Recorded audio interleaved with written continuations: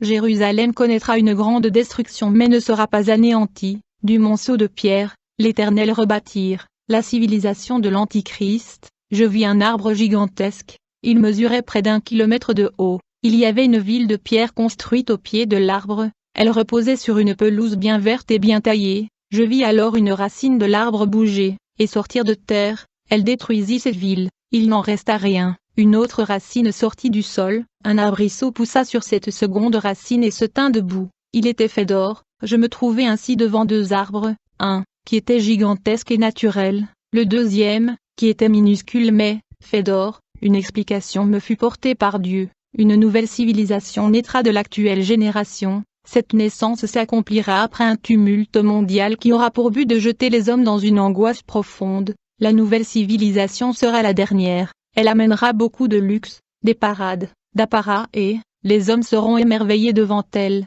Son avènement sera facilité par la fin du tumulte et l'accès, pour les hommes, à une vie plus facile mais vide de sentiments naturels. Les hommes seront séduits et seront, pour la plupart, prêts à mourir pour elle. Dieu sera considéré comme une fable ancienne, et le nombre de ceux qui l'adorent dans la vérité sera faible. Cette civilisation n'aura pas la même durée de vie que la première, sa fin sera subite et terrible. Vision de l'enlèvement. L'Esprit de l'Éternel me montra plusieurs seaux, certains de ces seaux étaient ouverts, d'autres pas. Un chérubin se tenait debout sur la terre, il tenait une coupe dans sa main droite, il la renversa sur le sol. Je vis alors une mer immense, agitée, le ciel était gris, voire noir, un vent violent soufflait. Cette mer était composée de 2 grandes vagues qui se faisaient face, elles ne se touchaient pas, entre elles, il y avait un espace minuscule, de la largeur d'un fil. Une voix se fit entendre des cieux et dit que ces 2 vagues représentaient d'un côté, l'Esprit de Dieu, et de l'autre côté, l'Esprit de l'Antichrist. Elle ajouta que la vague du Saint-Esprit était celle de la dernière génération,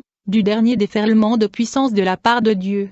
Cette vague portera de grands miracles, de nombreuses conversions, un renouveau dans le cœur du peuple de Dieu. L'Esprit de Dieu aura une telle présence sur les saints que cela sera comparable au temps de la Pentecôte. La voix dit de même, que cet espace minuscule représentait l'enlèvement de l'Église de Christ, les saints de Dieu, car il n'y aurait rien de commun entre ce qui est saint et ce qui est souillé. Les églises dans le temps de la fin, je vis un groupe de chrétiens, ils étaient en prière, adoraient Dieu et intercédaient avec une ferveur brûlante. Brusquement, ils se transformèrent en pierre de feu, elle avait une grande chaleur. Je vis cette pierre au milieu d'autres pierres enflammées, dans une sorte de cuve. Celle-ci était devant le trône de Dieu et servait à faire brûler de l'encens devant la face de Dieu. L'Esprit me dit que ces pierres étaient les diverses églises, il m'expliqua que plus elles prieraient, plus elles seraient brûlantes. Je vis la même cuve et les mêmes pierres dans une petite maison vide, une des pierres sortit de la cuve. Satan était présent et regardait, étonné, il semblait désemparé devant ce spectacle. Je vis la pierre se déplacer et avancer face à lui. Il prit la fuite en criant de toutes ses forces l'esprit du monde, l'esprit de l'Antichrist. Il y aura un prophète revêtu d'une robe blanche,